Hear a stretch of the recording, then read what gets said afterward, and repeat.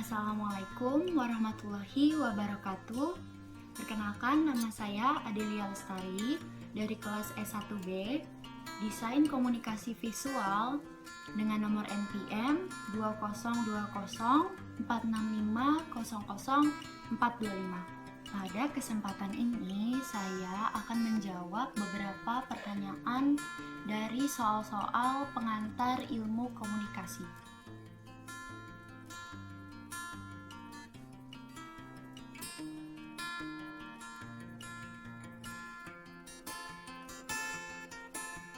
Baiklah, di sini saya akan menjabarkan topik materi hambatan komunikasi. Seperti yang kita ketahui, komunikasi ialah proses pertukaran informasi baik secara verbal maupun non-verbal. Komunikasi dapat dilakukan secara langsung atau melalui media, seperti media cetak dan media elektronik. Walaupun terkesan mudah, sebenarnya hambatan dalam berkomunikasi ada begitu banyak. Yang pertama adalah hambatan fisik, yaitu berkaitan dengan keadaan fisik seseorang. Contohnya ialah pada orang tunarungu. Yang kedua adalah hambatan lingkungan dan budaya, yaitu berkaitan dengan seseorang yang berasal dari latar belakang atau kebudayaan lain. Contohnya adalah orang barat yang tidak keberatan dipanggil namanya langsung. Yang ketiga adalah hambatan personal atau kepribadian, yaitu berkaitan pada diri komunikan atau komunikator. Contohnya ialah sikap, emosional, dan lain-lain. Hambatan komunikasi dikualifikasikan sebagai berikut. Yang ke-1 ada gangguan. Gangguan sendiri terdiri dari berbagai macam. Yang pertama itu ada gangguan mekanik. Gangguan mekanik yaitu gangguan yang disebabkan saluran komunikasi atau kegaduhan yang bersifat fisik. Yang kedua ada gangguan semantik, yaitu pesan komunikasi yang pengertiannya menjadi rusak.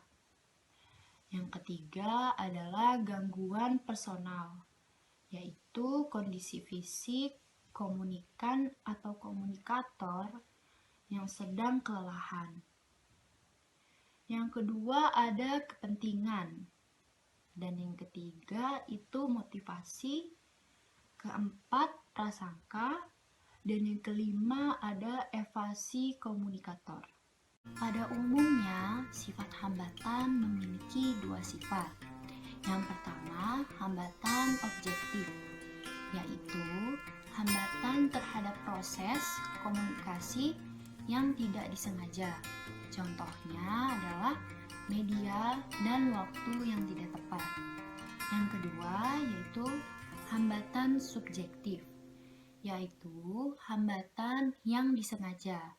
Contohnya pertentangan kepentingan, prasangka, tamak, iri hati, dan apatisme. Dan contoh nyatanya adalah di pekerjaan di mana tempat saya bekerja dan saya sendiri yang mengalaminya.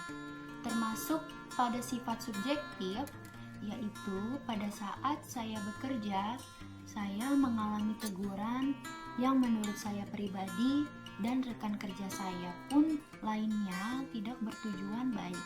Karena iri hati, manajer saya selalu mencari kesalahan di setiap pekerjaan yang saya lakukan. Bahkan di saat saya melakukan banyak pekerjaan yang baik dari biasanya, saya tetap diperlakukan dan diberi perkataan yang tidak baik.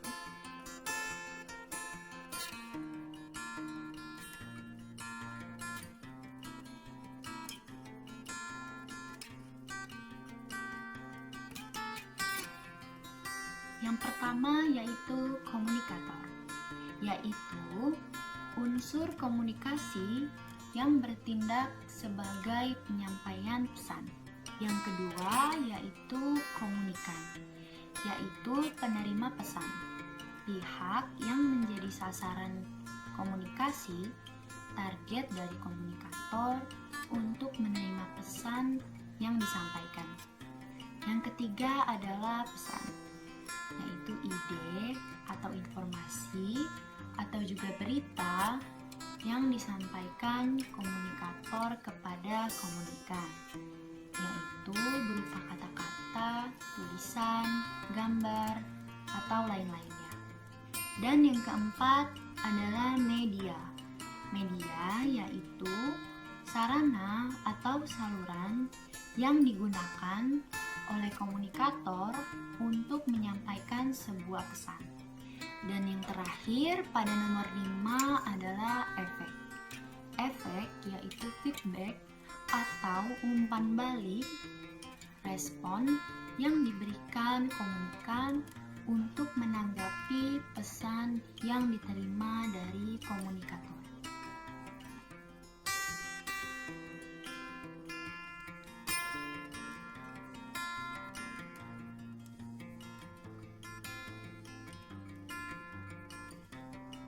Menurut saya, belajar mengajar daring yang sudah saya lalui pada semester ini kurang efektif karena di beberapa pelajaran banyak yang cukup sulit dipahami jika lewat daring. Seperti contoh pada mata kuliah produktif. Karena menurut saya, mata kuliah tersebut lebih mudah dipahami jika bertatap muka atau diberi contoh penjelasan langsung.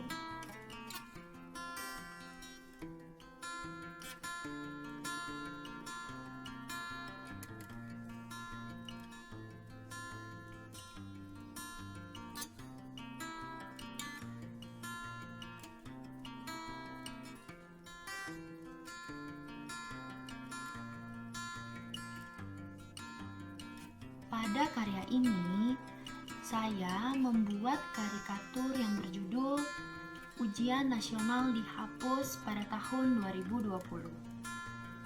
Dan komunikatornya ialah saya sendiri yang menyampaikan pesan dalam bentuk media, yaitu karikatur.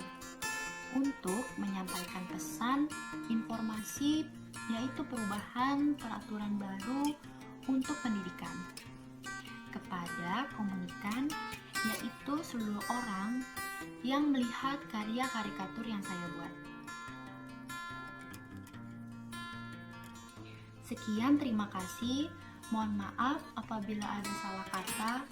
Wassalamualaikum warahmatullahi wabarakatuh.